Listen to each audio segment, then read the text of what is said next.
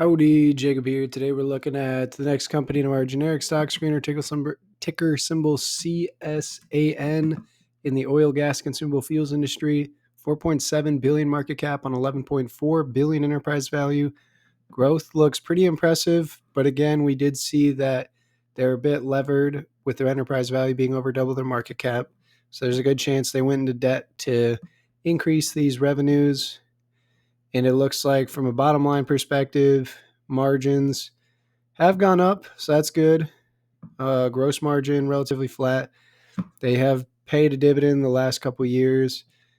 It looks to be at least a lot of the rolling 12 earning per share. We'll see what it looks like on a free cash flow basis with very poor return on invested capital. That 12.7 P looks pretty cheap, and a 0.5 price to book looks cheap, but let's look at it. So we have 3.7 billion cash-like products with 996 million short-term debt and 10.6 billion long-term debt, up from 4.8 billion 10 years ago. So 10 billion long-term debt in relation to their free cash flow is a lot. So even if they produce the most cash flow that they produced the last 10 years of $1 billion, it's 10 times that in long-term debt. So again, long-term debt could be due in a year and a half, 10 years, 4 years, whatever. But if you do a deeper dive in this company, especially companies with a lot of debt, you want to look at when that debt's due, and then you want to see whether the company pays down that debt or not. It looks like their capital allocation is $528 million to the dividend, which is very substantial. That's over half. And then they've just been issuing debt every year since 2018.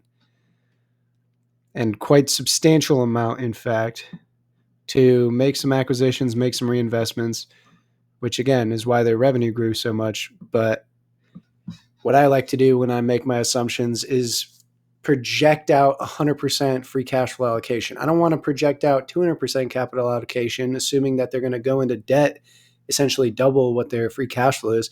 I want them to use the cash that they produce in the business and figure out how they're going to grow the business from there, or hand you money from a share repurchase or dividend perspective. And so for me, I'm going to be assuming that 40% of capital goes to debt reduction, which we absolutely have not seen in the past, but that's what I want them to do. And again, you have to balance out what you want them to do with what they've done historically. And so to me, if they have no desire at all and no push to reduce this debt, then I'm just automatically out. It doesn't matter if it looks like the best deal alive. I would need this company to reduce debt because they have so much of it in relation to the cash that's coming into the business. But I'm still going to make some assumptions. So on the revenue growth side, assuming that, again, a majority of their cash doesn't go to just reinvestment and acquisition and they leverage that, they'll probably just be able to grow 3%. I think they can still produce decent margins here. Let's do 10 and 12%. Share change, probably enough to offset stock-based compensation. 44 million is 5% of capital allocation, 5 to 10%. That's pretty abysmal. So let's do that. The dividend is, it's not big on a yield. I guess 3.5% is pretty big, but it's a lot of their capital allocation. So again, if I want them to make some acquisitions, reinvest a little bit, then I'm going to have to cut this dividend in half. Because right now they have about a 60% capital allocation to it. I'm saying 30% to that, 5 to 10% to acquisitions, 20 to 30% for acquisitions, reinvestment, leaving about 30% to debt reduction. And even with all that debt reduction, their enterprise value is still going to be quite a bit higher in market cap. So I think a 10p is appropriate. To me,